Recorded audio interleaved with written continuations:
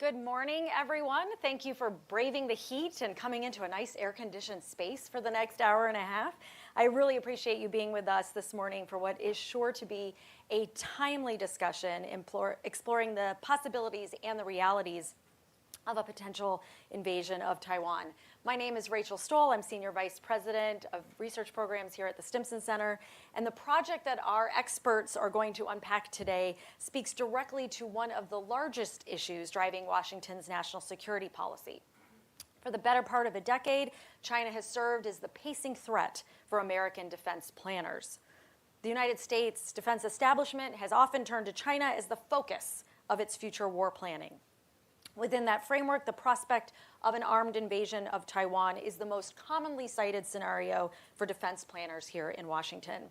The heavying up of defense to successfully meet a conflict over Taiwan in the Western Pacific has paved the way to build out numerous weapons programs, from aircraft carriers to AI-enabled drones, in a growing defense budget.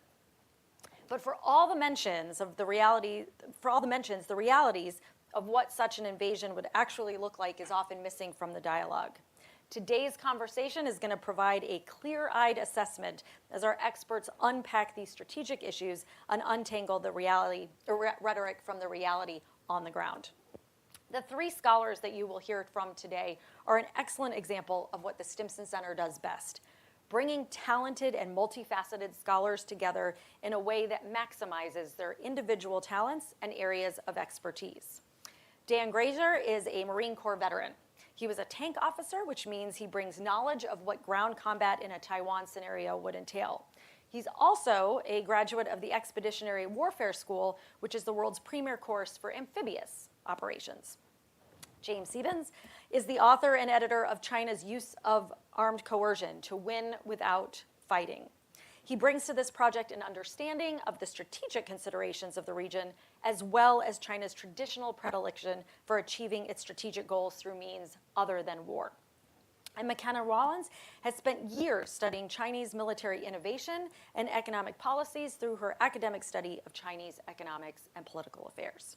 In short, you're in good hands for today's conversation, so I'm going to get out of your way so we can focus on the real experts here and let them do what they do best. Before we start, a couple of housekeeping notes. This event is being live streamed and recorded. It will be available to rewatch in its full event at stimson.org/events. We'll have time after we hear from our experts for questions, so I hope you'll participate. Our online audience can also participate. They can submit their questions at any point during this conversation by going to stimson.org/questions, while the audience here in DC can look out for the roaming microphone, which we'll make available during Q&A.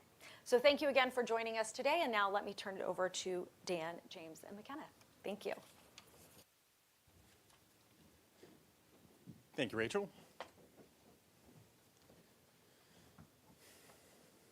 Any attempt by Communist China to conquer Taiwan by force would result in devastating consequences for the Indo-Pacific and the world. There's no reason to sugarcoat it. The threat China poses is real, and it could be imminent. We hope not, but it certainly could be. Facing these threats, we know that many countries are tempted by the idea of seeking both economic cooperation with China and defense cooperation with the United States. Now, that is a geographic necessity for many. But beware the leverage that the CCP seeks with that entanglement. China seeks to become a hegemonic power in Asia, no doubt. It hopes to dominate and control too many parts of this vibrant and vital region. China's behavior toward its neighbors and the world is a wake-up call, and an urgent one. Well, that was the Secretary of Defense engaging in classic threat inflation when delivering remarks in Singapore on May 30th, 2025. So that was less than a month ago. I did not edit that video in any way. That was exactly how the Associated Press released it. And we'll note that he started off immediately talking about the prospect of an armed invasion of Taiwan. Because like Rachel said, China has been the pacing threat for the United States for the better part of a decade now, really since the end of the war on terror. And in reality, it goes back a little bit farther than that because the specter of a conflict over Taiwan was mentioned in the 2008 National Defense Strategy. So this isn't a political issue in Washington. This is an enduring talking point that's existed for quite some time, spanning multiple administrations. That's not to say that there aren't some realities to this, because there are actually some, the PRC has some ambitions towards Taiwan, but McKenna is going to better explain those than I will. Thanks, Dan. So, since the end of the Chinese Civil War, when the remnants of the Republic of China, the ROC's forces, fled to Taiwan and other islands, the People's Republic of China, the PRC, has been consistently clear that there is but one China, that Taiwan is an inalienable part of China, and that the People's Republic of China is the sole legal government of China. And this is known as the One China Principle. And as you can see on this map that we've pulled from the PRC's Ministry of Natural Resources, they list Taiwan as a province. It's Taiwan Sheng right there. So there's no question or doubt as to the PRC's commitment to reunification. The key question that we raise is how the PRC intends to do so. And we question the premise that that is going to be in a large-scale amphibious invasion anytime soon. Thank you.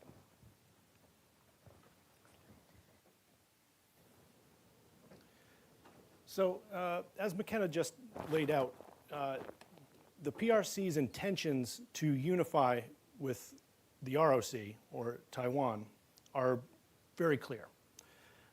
But it's also worth understanding that since the founding of the PRC, it has had a military doctrine centered on the idea of active defense, which is essentially waiting for the adversary to attack and then responding, counterattacking. And so this means that China's main strategic orientation is actually defensive, and that its emphasis is on deterrence.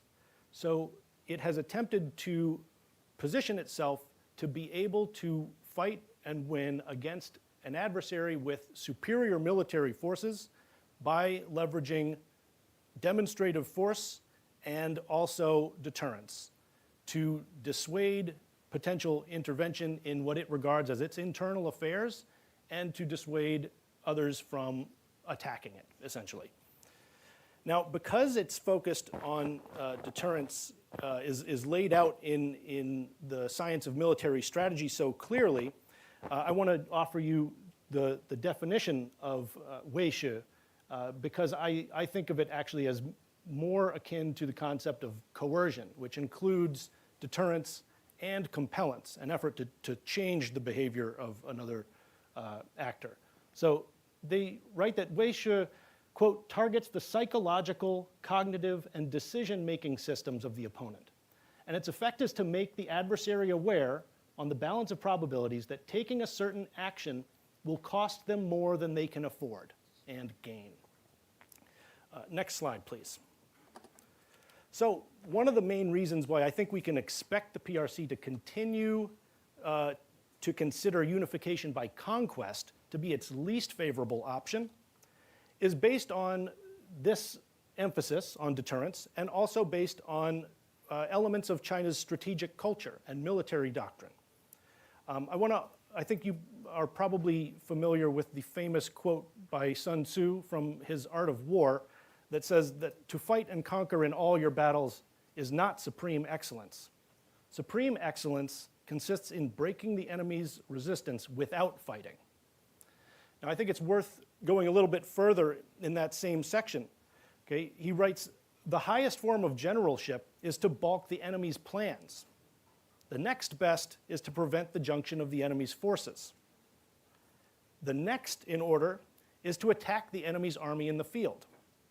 And the worst policy of all is to besiege walled cities. In other words, to lay siege to a defensible, hardened position, like Taiwan, at the macro level. Okay? So it has been the PRC's stated aim for decades now to pursue unification through peaceful means if possible. Now, of course, peaceful means includes things that we would rightly regard as coercive, okay? And the PRC has many such options below the level of overt armed conflict. It can use cyber attacks to interfere in Taiwan's politics and exacerbate polarization in Taiwan's society and encourage disorder. And it has demonstrated the credibility of that option as more than just a kind of idle threat. It can also exert significant economic pressure on Taiwan by imposing bans or restrictions domestically on cross-strait investment and commerce. It could increase China's Coast Guard's interference in Taiwan's coastal waters, and it can unleash irregular forces to more aggressively harass Taiwanese commercial and fishing vessels, and to erode Taiwan's law enforcement authority in its surrounding waters. It can also launch punitive operations. If Taiwan is to take actions that the PRC disapproves of, it could seize one or more of Taiwan's outlying territories, which Taiwan would find practically indefensible in that event, and beyond recovery once those territories were lost. Now, the fact that the PRC hasn't already done something like this is actually good evidence of its commitment to pursuing options short of the use of force, if possible, because there are islands under control of the ROC that are quite close to China's mainland and quite vulnerable to coercion. And so if we see the PRC decide to ramp up pressure, we will certainly see it come earlier in those locales than a grand invasion and effort to conquer the main island of Taiwan. In the extreme, the PRC is preparing and making credible the threat of imposing a naval blockade on Taiwan. Okay? And that would not only impose economic hardship, that would apply coercive political pressure, but it could significantly undermine public confidence in Taiwan's government, and it would challenge the ROC to essentially fire the first shot in a war that would likely play to the PRC's advantage in an effort to break that quarantine or naval blockade, however you'd like to think of it. Next slide, please. So these kinds of operations are consistent with what China's science of military strategy refers to as primary methods of coercion, and it seems clear that all of these options are more likely than a full-scale invasion. In fact, these are things that we can see the PRC already doing, many of them, or that they're actively preparing to do. So these are not really hypothetical scenarios.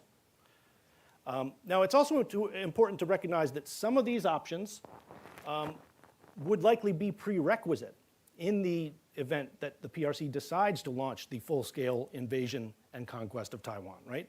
So they would engage in more limited operations to prepare the battlefield as they see it, and also to soften Taiwan's defenses in a prelude to full-scale invasion. So that means that the fact that China might pursue these options does not necessarily disprove their intention to launch a full-scale invasion, but it does mean that we can expect plenty of warning and plenty of leading indicators as China decides to dial up coercive pressure. And lastly, I'll say that there are numerous other reasons to doubt that China would choose to pursue the course of conquest, including its own social, political, and economic interests. And then lastly, the practical challenges that an invasion of Taiwan would inevitably represent. But for more on these factors, I'll turn back to Dan and McKenna. So as the three of us studied this issue, we identified four main arguments against an armed invasion of Taiwan. So these are very practical, very basic considerations. You do not need to be a lifetime subscriber of Foreign Affairs magazine to understand these. And we're going to go over them in descending order of importance. So the first and strongest argument against is the risk of nuclear escalation. So if the CCP's leaders ordered an invasion, the chances are better than even that the United States would directly intervene. The American people can expect to pay more than $1 trillion next year on defense, with the Taiwan scenario as the principal justification for such a massive investment. It's difficult to imagine the United States sitting idle were the PLA to land troops outside of Kaohsiung after so much talk and after spending so much money for this exact scenario. But the danger is that we're two nuclear superpowers, and remember, both the United States and China have nuclear weapons. Were they to come to a direct military confrontation, there is the inherent risk that the conflict will escalate to the nuclear level. The U.S. military wargames these scenarios and has found that there is a significant temptation for leaders on the losing side of a conventional fight to resort to the use of nuclear weapons. An Army general who participated in one such exercise in 2017 said of the scenario, it gets into a very difficult calculus. It's clearly a place we do not want to go.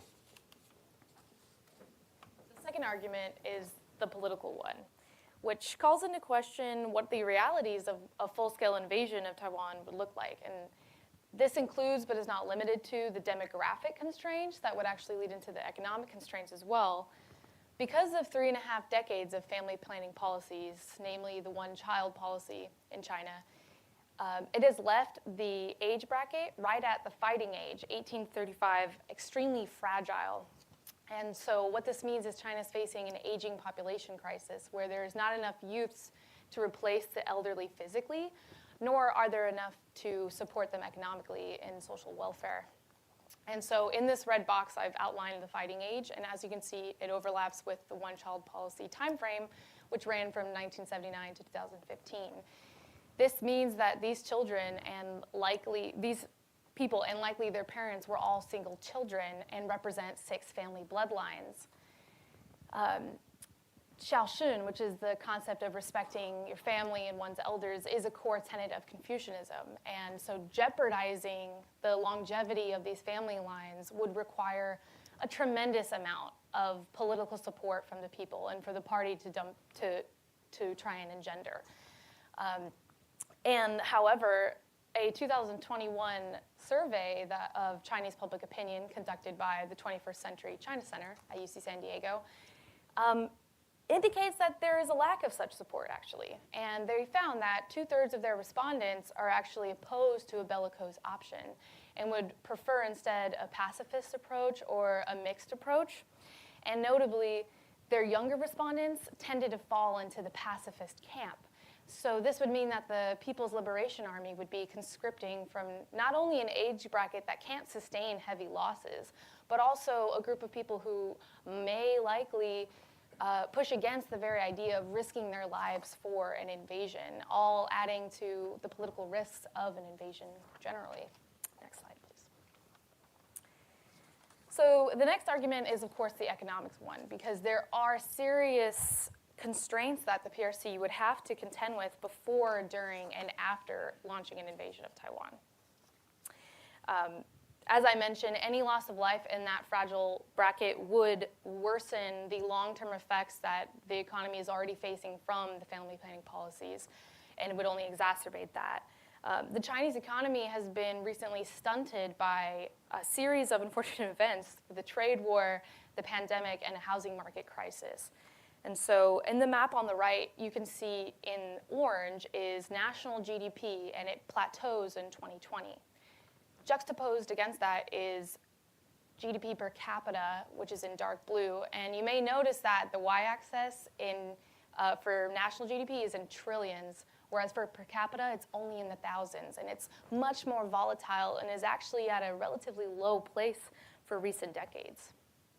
On the left is a chart mapping PRC military spending over time as well as unemployment. And so what these graphs show you is a steady increase in military spending, yet tremendous amount of volatility for unemployment and economic well-being. So this would just add, again, to making the party have to justify diverting spending away from fixing their economic issues towards a military operation instead. Next slide, please. Research led by Martin White at Harvard University in 2023 found that Chinese families' feelings towards the future of their wealth have actually grown pessimistically over time. And so you can see from this chart that each income group has grown substantially pessimistic since 2014. Additionally, Freedom House's China Dissent Monitor has reported a 27% increase in dissent events from 2023 to 24, with the majority of these protests being led by workers, property owners, and then rural residents. Public support for the party is associated with personal economic well-being and the government's support for traditional Chinese values, namely Confucian traditions. Yet there is evidence of growing economic uncertainty for the people, which may call into question any support they would give to diverting their attention away from fixing economic issues and towards an invasion. Next slide, please. So to delve into the economics a little bit more, aside from all the political backlash that the party may face from diverting those resources, there will most certainly be economic consequences felt by the country writ large for any armed invasion of Taiwan. This is without even assuming if the United States intervenes, or any other country for that matter, because attack on Taiwan would impact international shipping, particularly the international shipping that occurs in close proximity to Taiwan. So here I have highlighted the top export destinations for the PRC in Asia, and as you can see, they are all near Taiwan. And annually, the PRC exports $971.2 billion worth of goods to these destinations alone. So any armed conflict will put that number at risk and impact trade flows. And for comparison, in 2021, when the Ever Given cargo ship blocked the Suez Canal for 6 days only, the PRC lost $73 billion. So you can imagine something of that weight or magnified being replicated by trade flows being affected from an armed invasion of Taiwan. And this is likely to get pushback from China's export-dependent industries because it is an export-dependent economy. Next slide, please. And we can look at trade between Taiwan and China specifically and see there is significant risk for any armed invasion. Because as you can see, the number one good traded back and forth is integrated circuits. So you might imagine that any armed invasion that would impact the flow of integrated circuits across the strait would have a negative impact on China's tech sector, which is something that the party has spent a lot of resources in several years and would definitely find pushback from that. And so these are just some of the economic and political constraints the PRC would have to contend with, regardless of an international response. So regardless of sanctions or boycotts, which would definitely exacerbate any of these negative consequences on the economy, and regardless if the US intervenes or not. So all of this would just add to the risk and cost of actually launching an invasion. Right. So the strategic argument, the political argument, and the economic arguments are all three really, really strong arguments against China invading Taiwan. But the fourth argument is the practical military argument against.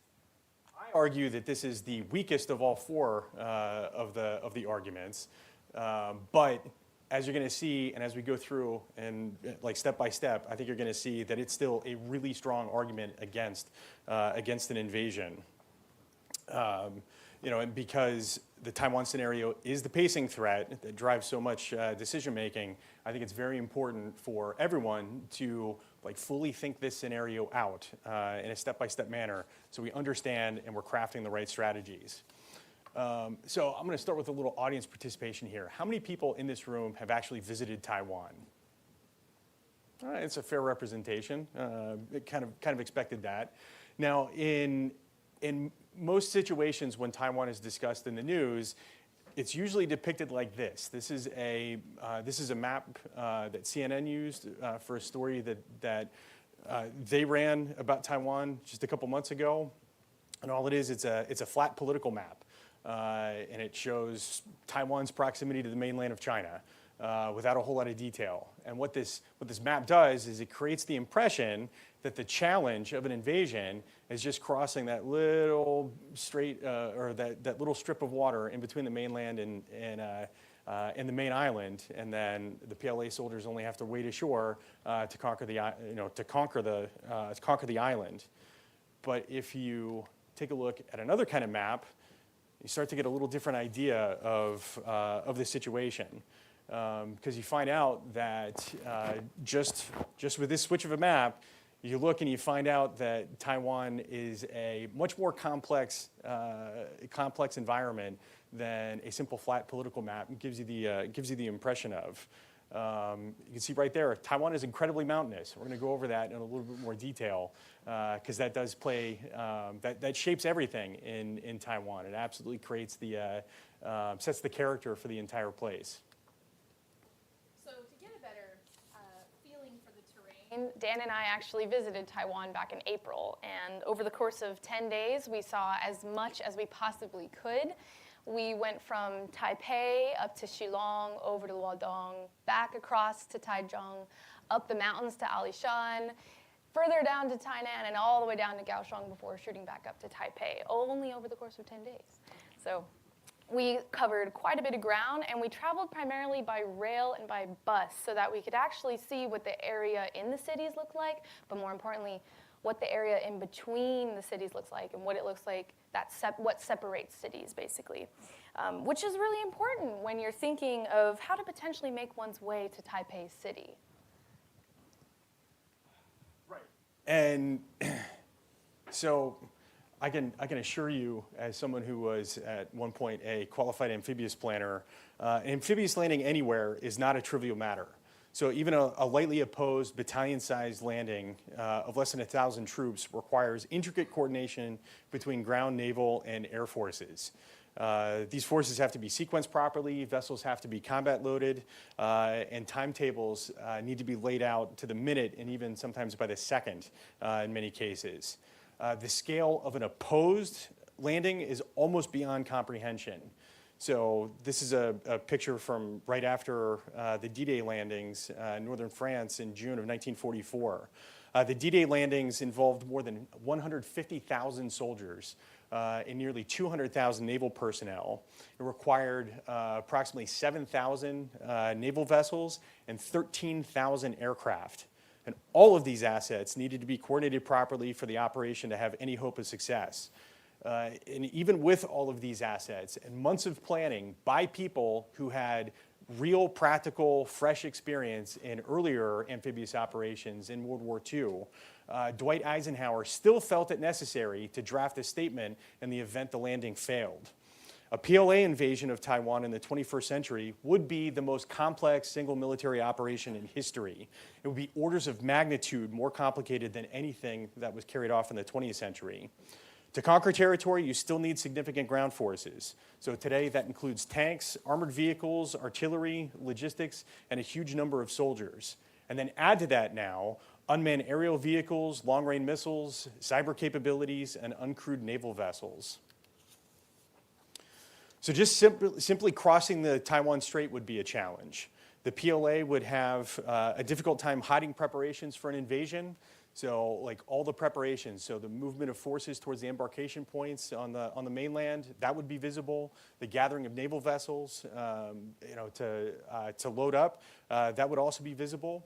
So that would give the defenders on Taiwan a chance to have some time to prepare. And it would also give Taiwan's allies an opportunity to move forces in place to challenge a crossing. Naval operations themselves have also changed dramatically just in recent years. The Ukrainians have effectively established control over the Black Sea, and they did so without a naval fleet. They used a combination of shore-based missiles and uncrewed vessels to inflict severe losses on the Russian Navy, and therefore the Russian Navy has had to keep away from the Ukrainian coast. The Taiwanese could do the same to the Chinese in the Taiwan Strait. Now, if the PLAN, if the People's Liberation Army Navy, managed to cross the strait, the soldiers would still have to contend with Taiwan's challenging terrain. Even though Taiwan is an island, it actually has very few militarily useful beaches. The majority of the Taiwanese coastline consists of cliffs that drop straight down out of the mountains directly into the sea. So those beaches that do exist all present a problem for an amphibious force, because none of the beaches have the kind of ground behind them a force would need to effectively stage forces for follow-on operations. Because generally the sequencing goes, when you plan for an amphibious operation, you have to make it to the landing beaches, then you have to establish a beachhead, and then you have to defend that beachhead while you transition more combat power ashore, so you generate that combat power for the subsequent breakout operations. And that's a big problem in Taiwan because, like in this case, many of Taiwan's beaches have miles of farmland directly behind them. And farmland in a subtropical Asian country includes lots of rice paddies. So this is imagery taken from Google Earth that shows the ground behind one of the more useful landing beaches in the southern part of Taiwan. And you can see here that there are miles of rice paddies and fish farms an invader would have to cross before reaching a useful road. So the challenge isn't simply limited to crossing that farmland. The invading force would need to stage soldiers and supplies to generate combat power ashore before executing that subsequent breakout. And a fish farm is not a good place to stack boxes of ammunition. It's also not a good place to quarter a bunch of troops as they're preparing to carry on the fight. So the other option that avoids slogging through water-intensive agricultural land is equally unappealing, but for a very different reason. So several of Taiwan's cities sit close to shore and therefore present an invader with a prospect of landing and then immediately engaging in urban combat as the rest of the force attempts to land behind them. So this is imagery of Tainan, and I selected this purposefully because Tainan has traditionally been the entry point into, well, first Formosa and now Taiwan. And we're going to talk more about the challenges associated with Taiwan's farmland and cities in a little bit. But I wanted to cover the crossing and the two very practical considerations of landing right off the top, because this is typically where the conversation about the Taiwan scenario ends in Washington. Presumably that's because American involvement in this conflict is usually framed in just air and naval terms. But the People's Liberation Army planners have to think about what happens after the landing because it doesn't make any sense just to capture a beach. They actually have to conquer the country. And that's where the real challenges of this scenario are actually found. So to get a better idea of what Taiwan's land usage breakup actually is, here are two maps, one showing population density and one showing land usage by type. So as you can see on the map on the left, Taiwan's cities are not only large, but they're very dense. And for reference, in 2020, Taipei's population density was 9,500 people per square kilometer. New York City's was 11,000. So it's almost about the same size as New York City. And so you can imagine New York-sized cities lining the western coast of Taiwan. But on the right side, you'll see land usage showing rice paddies and crops in the same areas because agriculture is sprinkled in between cities and even in between high-rises. And so they've really utilized every inch of arable land that they possibly can. Right. So a simple fact about Taiwan that many people who have never been there and don't know is that Taiwan is an incredibly mountainous island. So the Central Mountain Range covers about 60% of the land surface. It's a very beautiful region, but it is not well suited for significant development or for any large-scale military operations. Taiwan's mountains are also very impressive. They are the tallest in East Asia. Yushan, or Jade Mountain, is nearly 13,000 feet tall. It's actually just out of the frame here. This was a shot watching the sunrise over the Central Mountain Range. But the mountains just go on and on and on. They really do give the island its character, and they also literally shape the patterns of life and how land is used.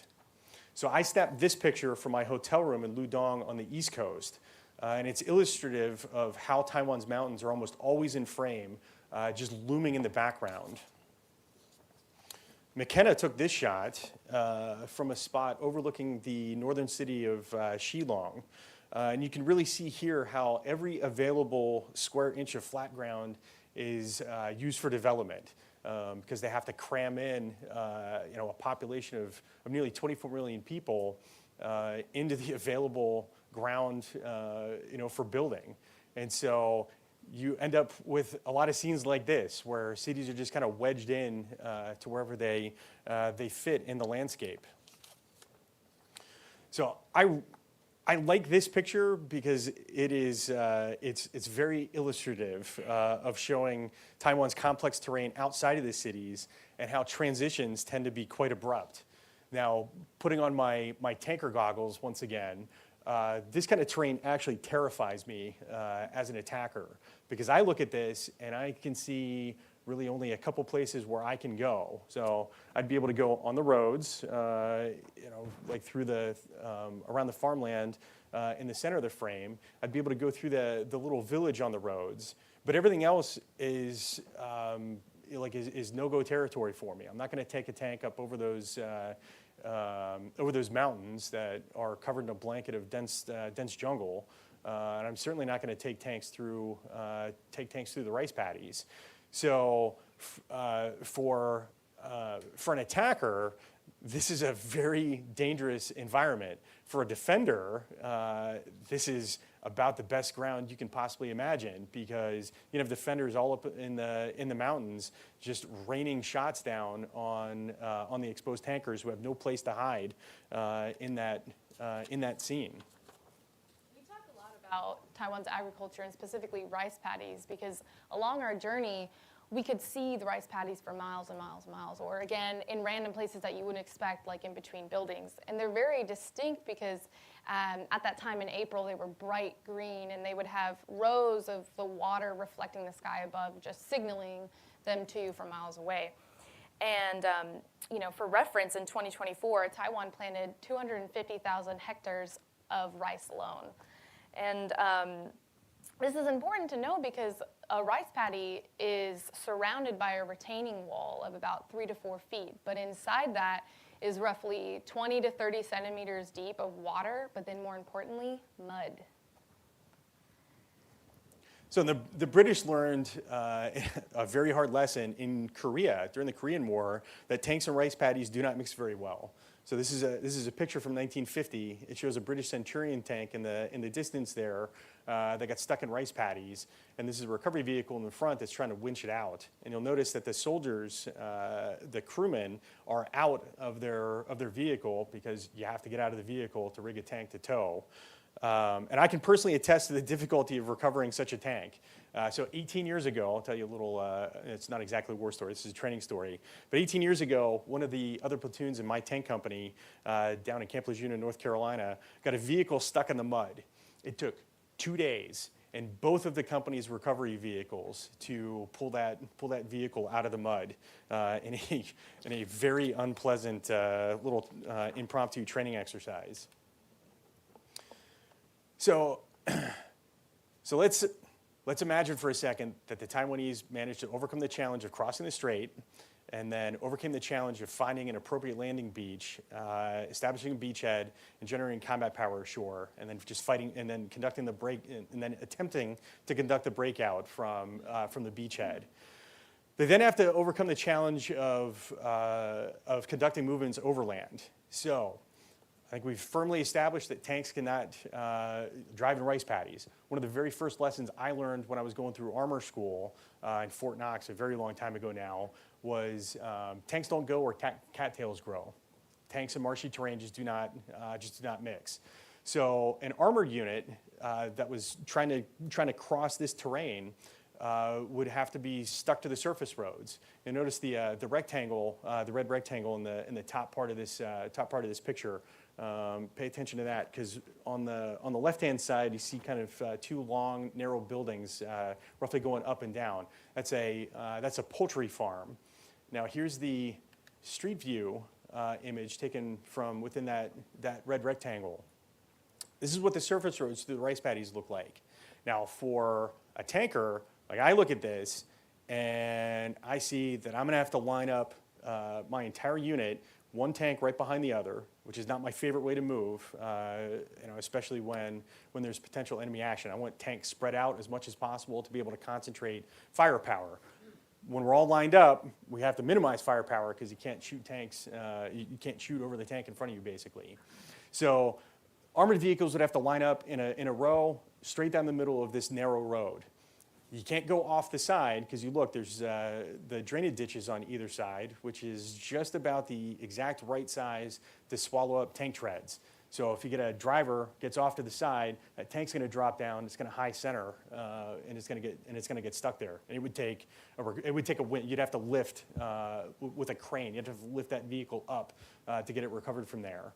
If the driver turned really sharply, he'd be able to go over that, but then he'd just be stuck in the mud.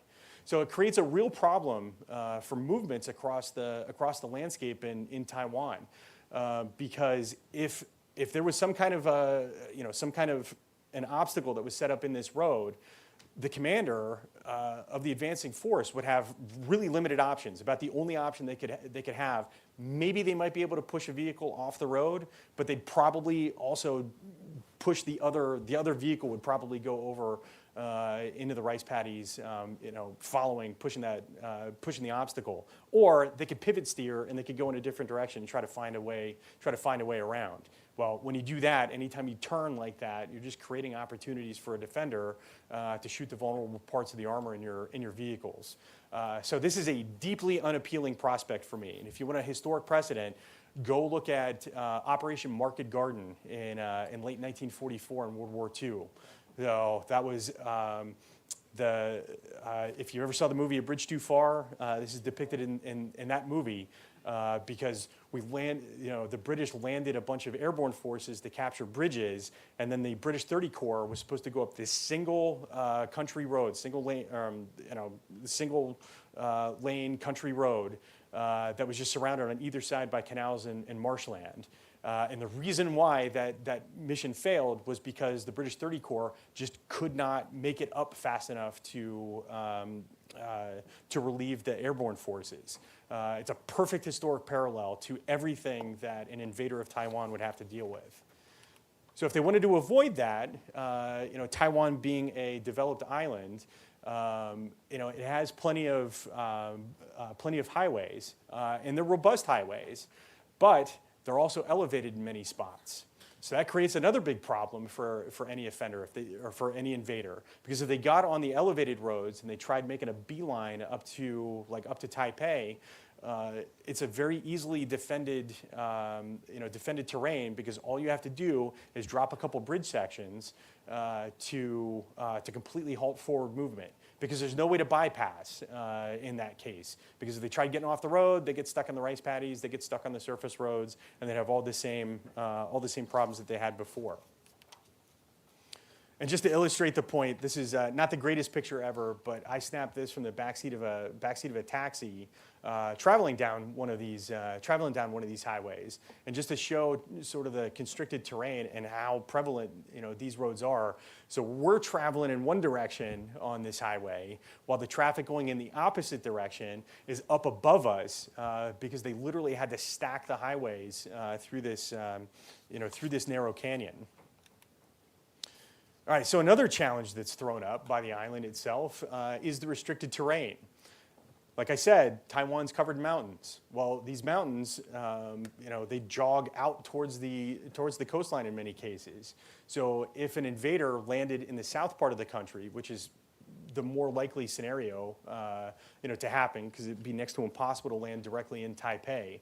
So they land south of the city, and then they overcome all the obstacles to try to fight their way north. They have to contend with all the choke points, the natural choke points that are created by the mountains as they jog towards the coast.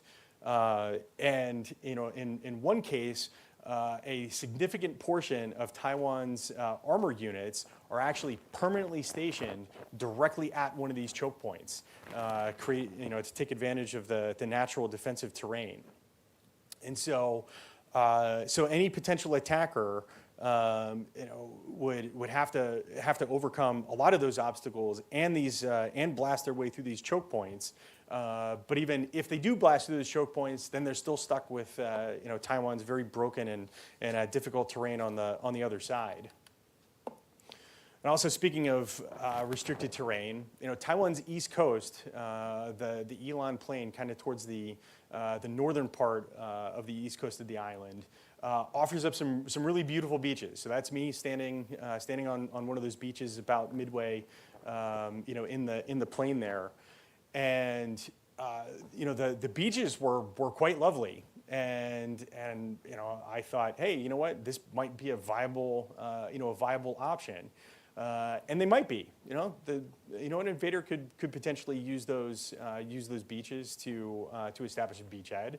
But then behind that, there's still the problem of there's two major cities, Ludong and Yilan, in the plain, and then there's a lot of farmland in between.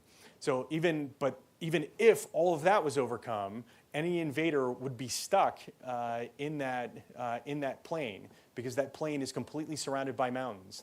The most direct route to Taipei, which is off the screen towards the northwest from there, is Highway 5. And that rectangle, McKenna and I took the bus from Taipei over to Ludong. So we traveled that road.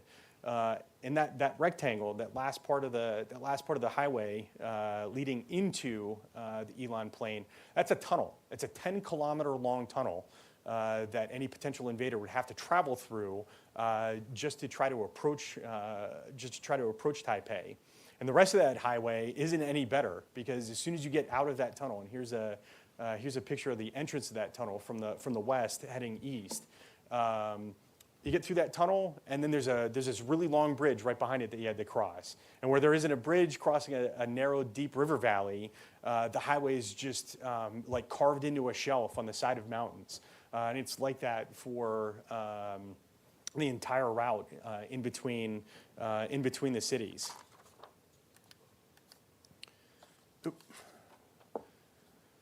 All right, so you overcome all of those obstacles, and now an invader starts trying to approach Taipei. So Taipei is it's surrounded by mountains. It's built on an ancient lake bed, and essentially all the water's been drained out, and it's been replaced by a lot of dense urban development. So an invader that even gets close would have to fight through all the narrow mountain passes, that serve as the approaches to the city.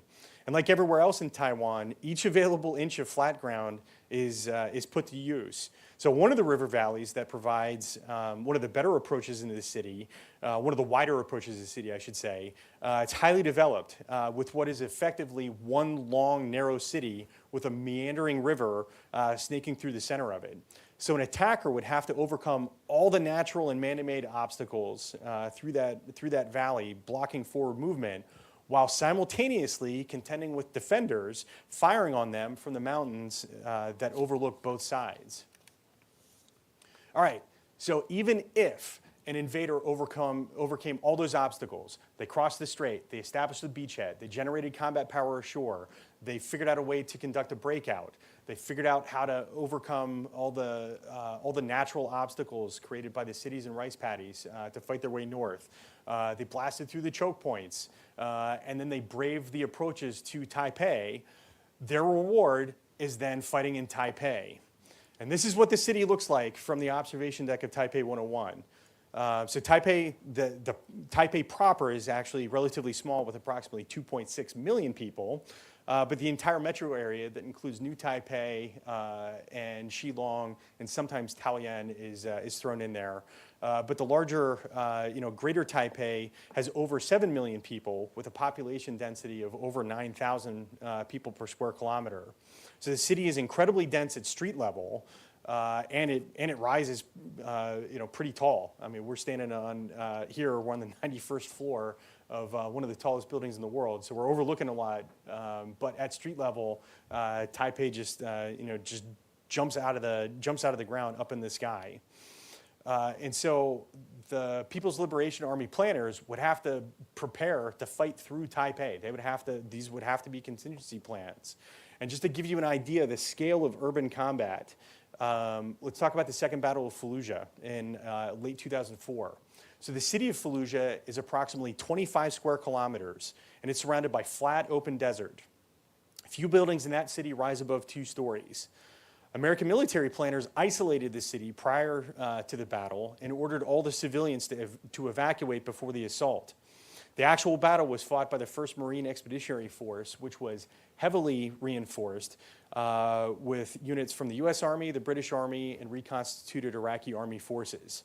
It took a month and a half for nearly 15,000 coalition troops to clear that city, which was defended by approximately 4,000 insurgents.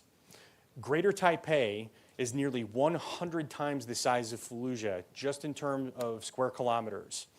And a significant portion of the buildings in Taipei rise more than 20 stories. It would take a huge force to capture Taipei. The ratio that American military planners use when planning for a deliberate assault against a planned defense is 3 attackers for every 1 defender. If the entire ROC army of 1.6 million were to contest the invasion, the PLA would have to send nearly 5 million soldiers, which is about 10 times its current size. And here's another very important practical consideration. Taiwan is in an earthquake zone. So the country has very strict building standards, especially after the 1999 Chi earthquake. Last year, on April 3rd, 2024, a 7.4 magnitude earthquake struck the eastern city of Hualien. The quake caused 22 buildings to collapse all around the island of Taiwan. The story here in the United States disappeared within 2 days because Taiwan's infrastructure handled the quake effectively and damage was slight considering the strength of the event. For comparison's sake, for those of you old enough to remember this, the 1994 Northridge quake in California was a magnitude 6.7 and caused massive damage, including collapsing large freeway segments. And I bring up this point only because cities robust enough to essentially shrug off a 7.4 magnitude quake will also take that much more combat power to subdue.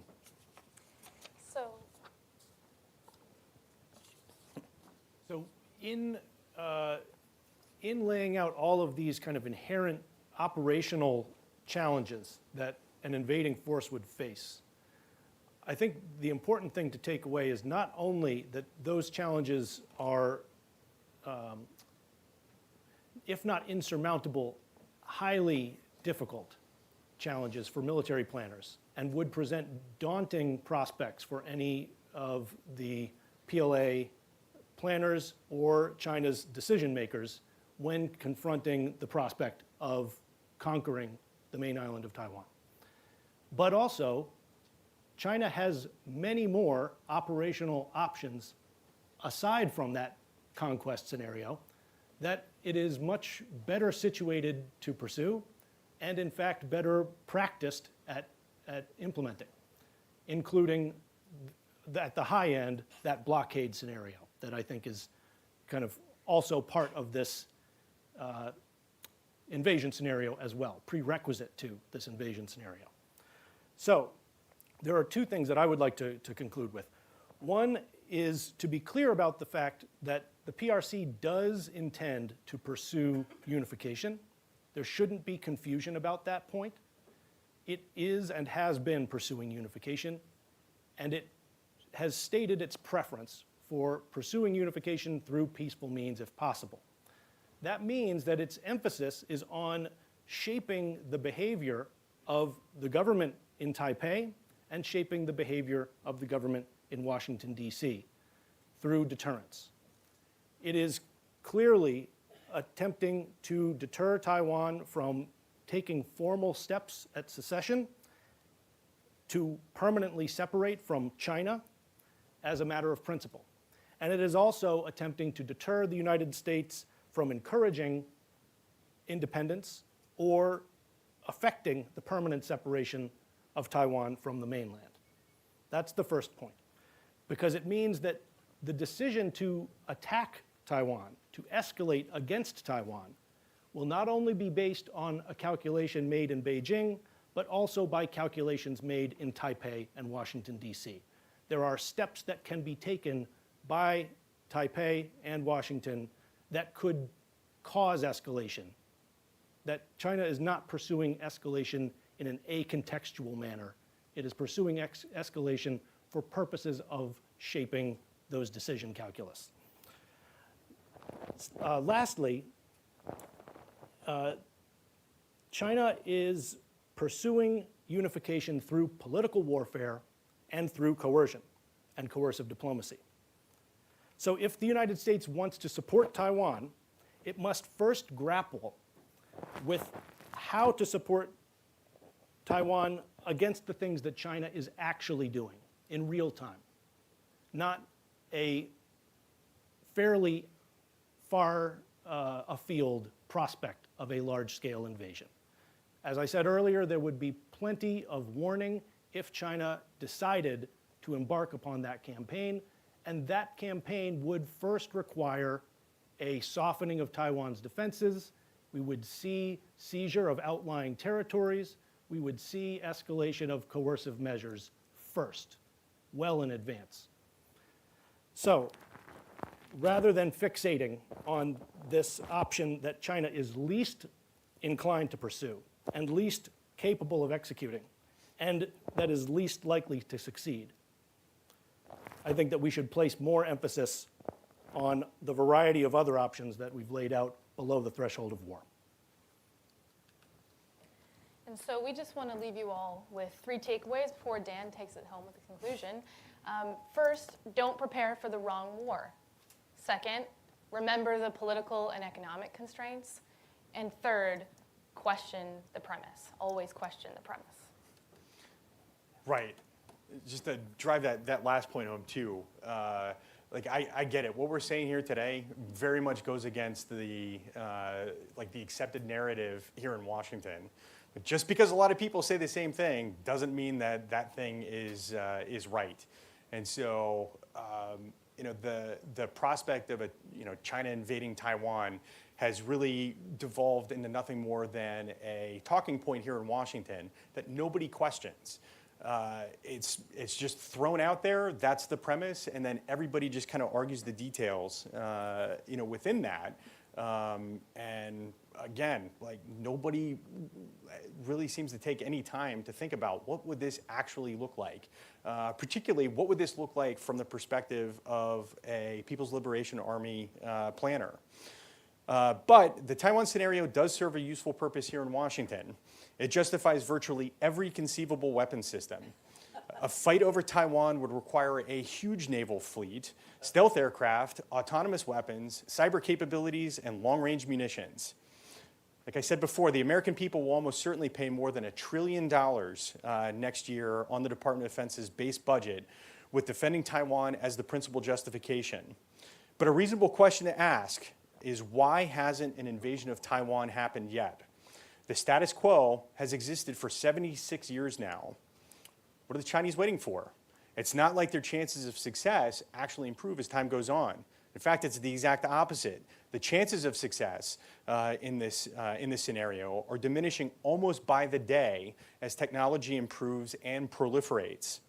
For all the reasons we laid out here today, I just don't believe the CCP's leaders are foolish enough to order an invasion because the risks far outweigh any potential rewards. Hyping up the purported threat to Taiwan to justify greater defense spending here is dangerous, though, and beyond the mere wasted resources, which is why I think it's important for people to understand the realities of the situation. There is the inherent risk of an arms race. The United States is undertaking both a conventional and nuclear arms modernization effort right now. China is likewise building up its own forces. And as both sides treat each other with suspicion, there is always the risk of a miscalculation.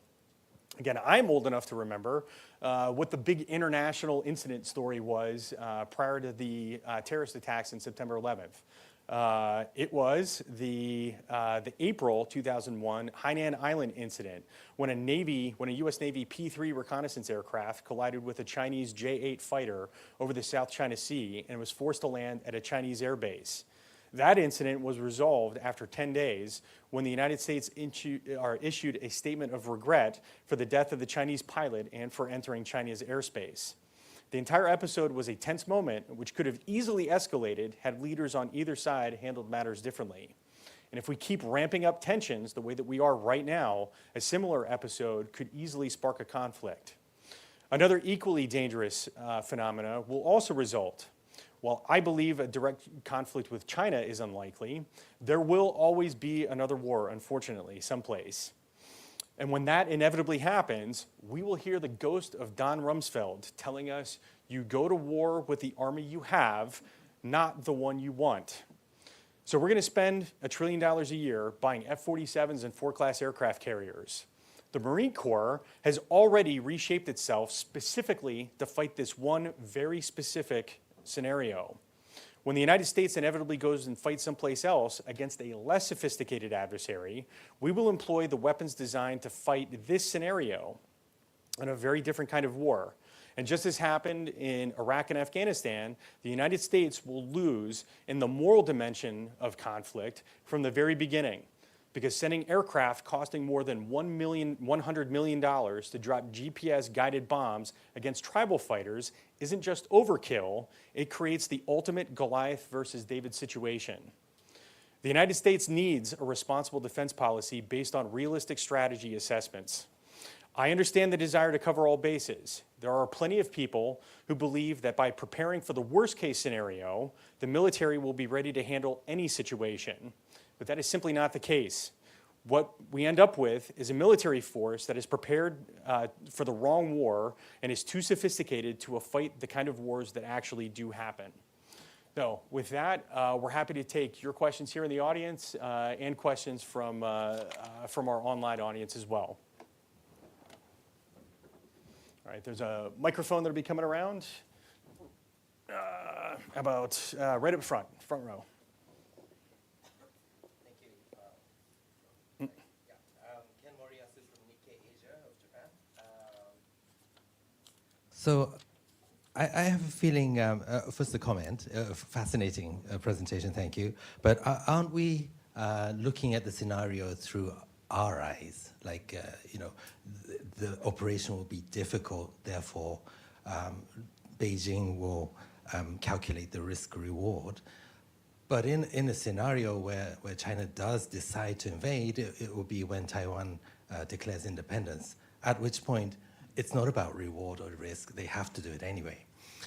And my question is, if they do it and they actually manage to reach Taipei and occupy Taiwan, and now it comes to the American part, how the difficulties that the PLA faced in occupying Taiwan, that applies to the US going in and trying to reverse the situation.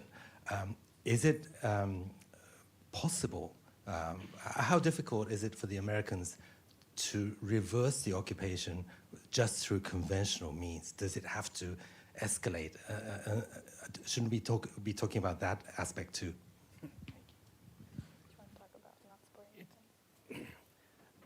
I think that you've kind of premised that China has successfully occupied Taiwan. And that is the premise that I think we're challenging, that is not an easy prospect and not a prospect that we should expect, actually, because prior to that, if Taiwan were to formally declare independence or change its constitution to otherwise define itself as separate from China, China would respond somehow, some way. But its initial response would not be to suddenly successfully occupy the main island.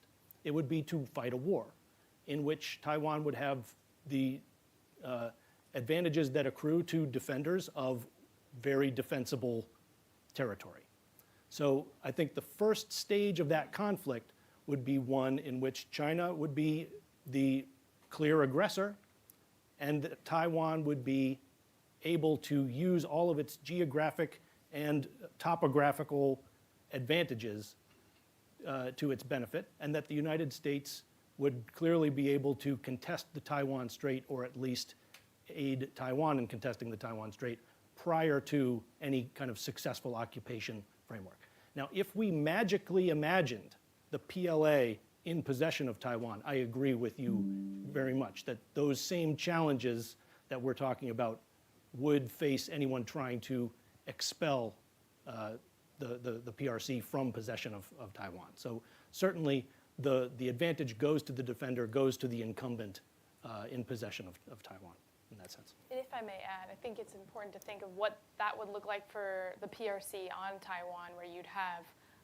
millions of people who just went through armed invasion and would likely, resist any sort of control over their cities and areas, which would, create further challenges. And as you're talking about what would happen if trying to change control of the cities after the PLA landed, I think that is something that the PLA and the PRC would not want to be set with. Once they acquired the island, they wouldn't want 24 million people trying to kick them out of it. Richard.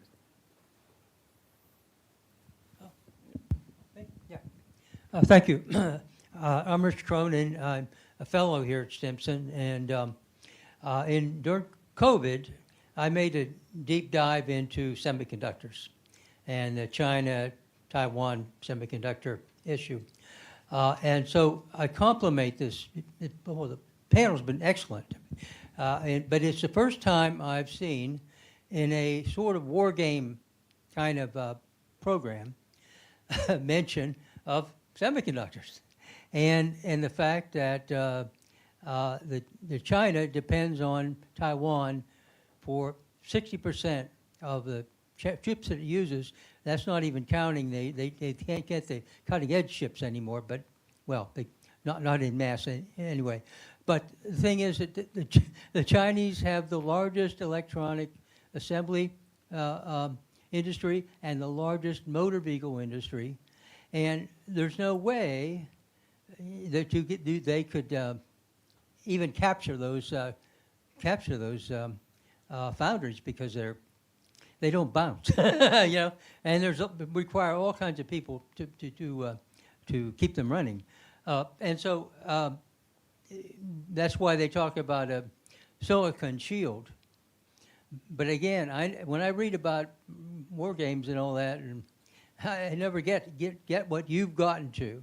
And just one other thing, in a bigger picture kind of way, the Chinese Navy is it's going to be a regional Navy. It's blue water's not quite yet, but regional, up to at least up into and beyond the so-called first island chain. But there are two choke points to get out of there: the Miyako Straits between the Japanese islands, and I forget the name of the strait in the south near Philippines. And so this is my question. Well, my observation is exactly what you're talking about, and that is why are we, in large, the military, the foreign and security communities, policy communities, why are we taking this trip, and why have we been taking it for so long? And particularly because if there's a war with China, it's going to be over those straits, and it would be both armies would be going around MacArthur-like island, hopping, rather than trying to actually fight on Taiwan. So, thank you very much. I appreciate the opportunity. Yeah. Now, your report on the silicon shield is, I think, an excellent read for anybody in the audience, and it is, I think, embedded in this analysis about the economic factors that would, in and of themselves, likely deter China from taking the decision willingly to break friendly, or at least break the peace. Sir, third row. Thank you. My name is Mark. I'm from United Daily News, based in Taiwan. So first, I'm grateful for this wonderful presentation, and I'm just glad that our notorious transportation infrastructure really creates some problems for the PLA. I'll be very glad when have more appreciation when I drive in Taiwan in the future. So a couple questions. First, the deterrence. The word of deterrence has been thrown around a lot, but it really has no definite meaning. I'm just wondering, how do we quantify that word? Does it mean that we have to hold off PLA for 1 month, 1 week, 2 weeks, 1 month, or does it mean we have to eliminate their first wave of forces or second wave of forces? What does deterrence mean for Taiwan? And second question is, you have mentioned a lot about the landing, what happened when they land. Do you have a probable landing sites, maybe a top 3 landing sites for the PLA? Thank you. So I'm going to answer your second question first. I've studied this problem for like 2 years really, and I've tried to figure out, like, if I was a PLA planner, like, where would I go? I have some ideas about that, but I don't want to do the PLA planner's job for him. So I'm pretty careful, in most cases, not to identify specific locations that that we looked at. I think there there are some more viable landing sites than others, but even still, the landing site is only just one part of the problem. There's all kinds of challenges that come, beyond that, and they're ubiquitous for no matter where an invader would land in Taiwan, they would have to deal with all the other challenges of restricted terrain and the approaches to Taipei and all that kind of stuff. So yeah, there are some places, maybe offline I'll fill you in on that.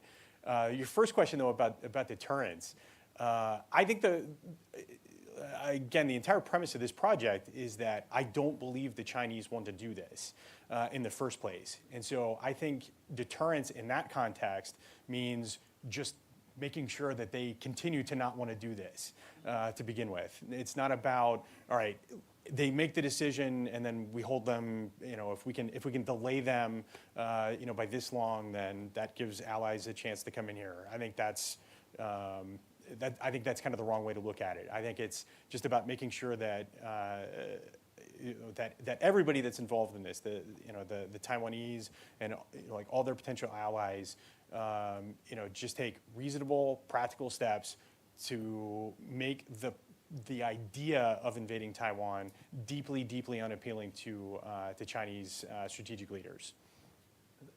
That's well said, and I have to jump in because what does deterrence mean is my favorite question anybody could have asked. And it is exactly as Dan said, that it is preventing China from deciding to invade. The scenarios you described are defense, right? How well can Taiwan prevent China from reaching its shores? But deterrence is about the decision-making calculus of the PRC's leadership to ensure that they understand this prospect as undesirable and too risky, and therefore decide not to do it, to pursue other options. And I think we're living in an other options space, which is why my preference would be for us to focus our efforts on those other scenarios. Just one last thing about what might it be. That's going to be changing over time and has been changing over time with ecological harm to the beaches. Taiwan's coasts are starting to erode. As cities expand, what was once a beach is now a city, and so that calculus is constantly changing over time. I think we're going to go to a question from the audience, or from our online audience, and this question comes from Peter Osilia. I apologize, Peter, if I've mispronounced your last name there. But the question is China considering using missiles and drones against Taiwan instead of launching a ground invasion? It's a perfect example of the kind of scenario that is available for China to launch punitive operations and use its armed forces to coerce Taiwan without launching this massive invasion scenario. I did not discuss the kind of special operations or other tactics like that. We have seen some of those kinds of tactics play out very recently, so I won't draw excessive attention to them here, but to say absolutely those are the kinds of options I would expect well in advance of an invasion and probably instead of or more likely than an invasion. I'll add to that, though. I'm a military historian. I've been studying military history for decades now, and you can't conquer territory without a ground invasion. You just can't do it. There's been lots of very lengthy, costly experiments in air power alone, and they failed every single time. Wars are only won on the ground. Sorry, United States Air Force. Wars are only won on the ground. Air power can help with that as long as operations are coordinated properly, but just airstrikes by themselves do not win wars. Sir. Hi, Christopher McPherson, Headquarters Marine Corps Strategy Branch. So I think you've done a very good job of laying out why a cross-strait invasion is fairly unlikely. But in that case, what would you recommend be the military or the whole of government approach to denying what you say is the most likely course of action, the coercive coercive campaign, be that political warfare, cognitive warfare? What should we be doing instead of focusing on that narrow stretch of water? Focusing on the narrow stretch of water is a good place to start. A porcupine strategy that makes Taiwan seem even more impregnable than it might already seem, that would be light on US political and symbolic commitments that could risk pushing China's calculus into the zone that I think Ken was cautioning about, where they feel forced to demonstrate their seriousness about this issue. I think this is the principal challenge that we face, is striking a balance between improving deterrence and Taiwan's practical ability to defend itself in the unlikely scenario that it was invaded or attacked, versus respecting the policy that has kept us out of a war with China this whole time. And that is the one China policy. That is an agreement tacitly to not declare war on China by seeking to permanently deprive it of what it regards as its sovereign territory, while also not betraying the trust or undermining the interests of the people of Taiwan.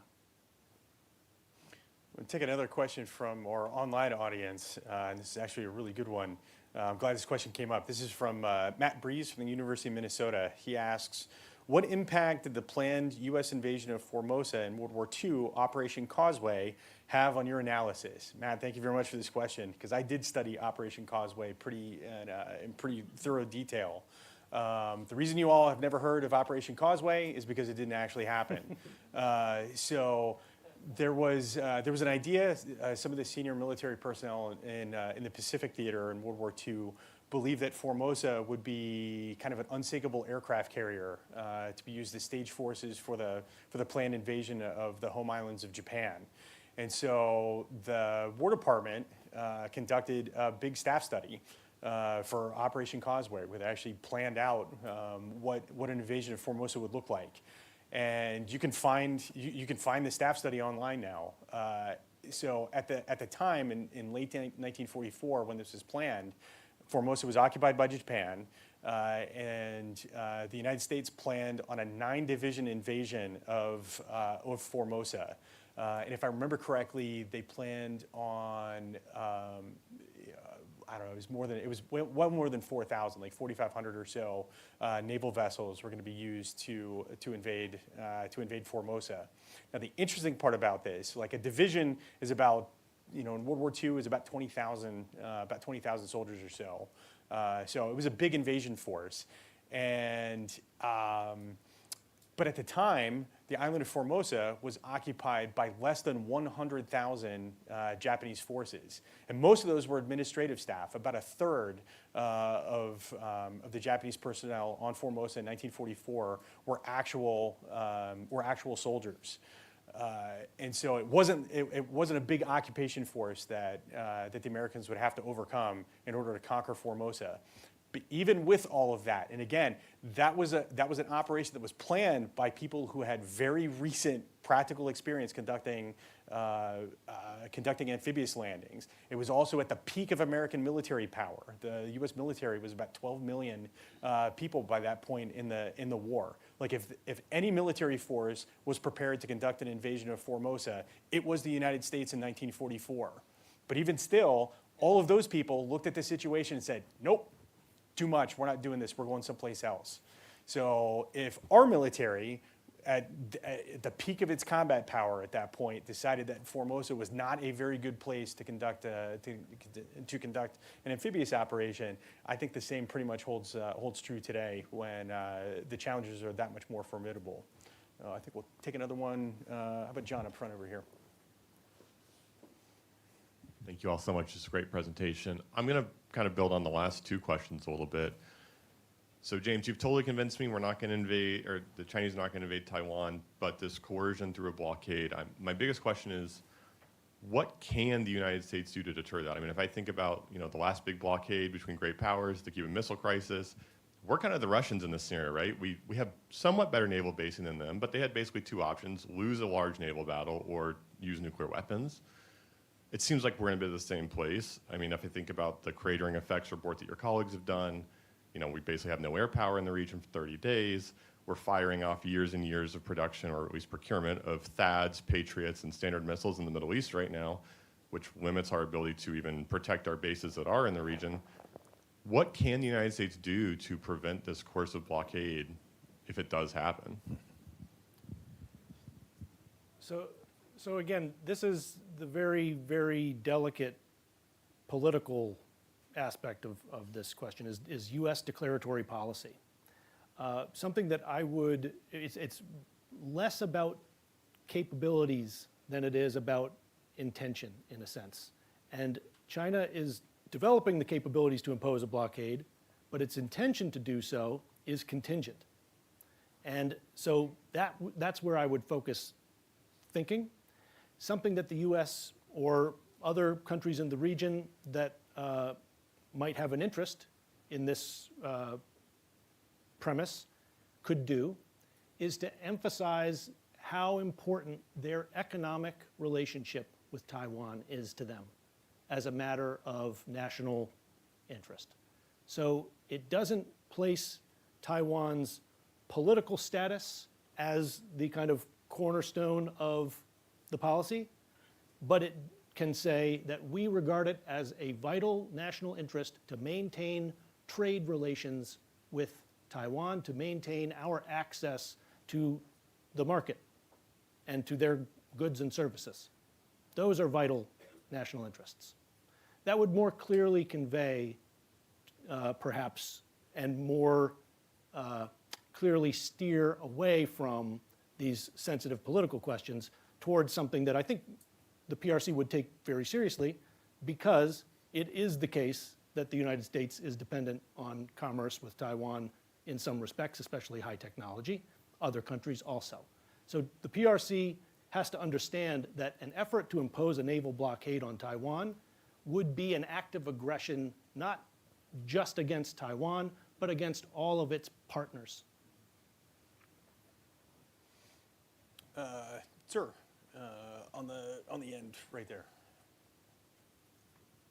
My name is Roger Cochetti. I'm an author and an editorial contributor to a number of policy publications, but two quick comments. First, a little historic footnote that may be amusing or informative. I'm probably one of the few people in the room who was old enough to, as a little boy, my parents permitted me to watch the Nixon-Kennedy debates in 1960. In one of them, the major topic of discussion was Quemoy and Matsu, and the major thrust of it was General Eisenhower's a pussy, he's not tough enough, we need to arm, spend more, spend more, spend more. So this is not the first time that Taiwan has played a role in the debate over increasing military spending. And I appreciate your contribution and Stimson's contribution to bring realism to a realistic analysis to this discussion. Having spent most of my career as a business executive for ComSat, IBM, and VeriSign, I've been to both China and Taiwan in business quite a few times. And my impression, I wanted to get your reaction to this, was that you don't have the elements of Serb versus Croatian, of ethnic differences between the two. They will fight to the death because it's one tribe conquering another tribe. You don't have the ideological confrontation of East Germany versus West Germany, or North Korea versus South Korea, of communism. You know, they're both basically capitalist countries. So that the impression I have, and I just interested in your reaction, is that most of the Taiwanese I spoke with said, hey, what I really care about is getting rich. If I can get rich by unifying Taiwan with China, great. And most Chinese, mainland Chinese, felt what I really want is getting rich. And if having Taiwan separate gets us richer, then fine. But I didn't see any ethnic conflict. I didn't see any ideological conflict. So I don't see, I'm not even sure that most Taiwanese wouldn't say, hey, listen, if they offered us $100,000 apiece, we'll take it. fine, do it. So I'd be interested in your reaction to the really underlying assumption that the Taiwanese would fight to the death to not allow the Chinese to conquer Taiwan. It's great points you've made. You may have set off some flares amongst different groups, amongst different Taiwanese groups, because I think it does differ in Taiwan on your political orientation per se. We see if you align with the DPP, you might be more inclined to see yourself as Taiwanese, which is separate from Chinese. The KMT tends to have a little bit more of a different background understanding of Chinese versus Taiwanese. So I think it is not a black and white issue. It is not Taiwanese and Chinese. It is a very complicated issue, and I mean, you have Taiwan, which is the Republic of China, which technically says it lays claim to all of mainland China. So, and I mean, we even visited museums in Taiwan that have ancient artifacts from the mainland. So you do have so much interconnection across the strait. And I do think that nobody wants war, generally. But it depends on the situation. Of course, if you have someone laying siege to your city and they're not going to differentiate between you and a fighter because whatever the circumstances are, I think it's much more complicated. But kind of tying back to what Ken was asking about, what would it look like if an invasion was actually successful? The PRC doesn't want to have an island of a bunch of dissidents that are constantly rejecting their rule over the island. And so, there's lots of different political and economic intricacies that the PRC would have to work out, and they've been trying to lay different policies in plan. We have the one country, two systems policy that didn't really work as well as they hoped in Hong Kong, and so they've realized that that won't exactly apply in Taiwan, that Taiwan is very adamant about having its own political authority over its territory. So the PRC would have to somehow work out a very, delicate law that basically says you are our province, but you control yourself. That's a hard question for the PRC to try and answer. I think we have time for one more question. And James, I think this is a good one from you from online audience member Nirmal Verma. The question: a number of analysts have recommended that the policy of strategic ambiguity should be changed to strategic reality. What is your view?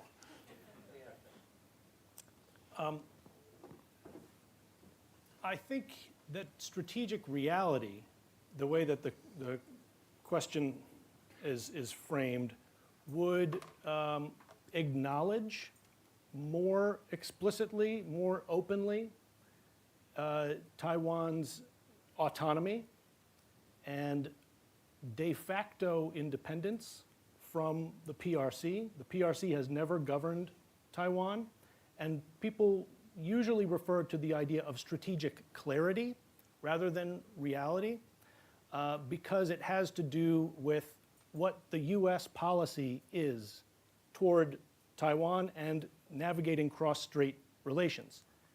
In 1979, the United States established normal diplomatic relations with the PRC and severed diplomatic relations and nullified a defense treaty with the Republic of China. This was a switch in recognition, and it committed to thereafter having political recognition of the PRC as the one legal government of China, and that it did not contest China's view that there is only one China. The PRC has been very explicit this whole time that its single most important issue with the United States and with relations with the United States is the Taiwan issue, and that it would oppose any effort to separate Taiwan from China or to create two Chinas or to create one China and one Taiwan or any other formulation that the PRC would oppose any of those kinds of efforts. So, strategic reality is that we are in a frozen conflict, effectively. And recognition of the frozen nature of the conflict, that the Chinese Civil War remains unresolved in the eyes of the PRC, and that is largely the United States doing because we interrupted the continuation of that Civil War. There's more history there than we have time for here. But I would argue that the alternative to strategic ambiguity and a policy of dual deterrence, whereby the United States focuses on deterring China from attacking Taiwan and deters Taiwan from taking steps that would knowingly bring about a war with China, is the policy of the United States, or has been the policy of the United States, for very good reason. Because the alternative is a unfreezing of a conflict in which the United States is standing on one side and the PRC is standing on the other. All right. Well, thank you, James. Thank you, everyone, for being here today. We are out of time. So the three of us are putting the finishing touches on a report that details all our findings from our research from this. So stay tuned to stimson.org for that release. It should be forthcoming, just in the next little bit. So, but again, thank you all very much for your time and attention.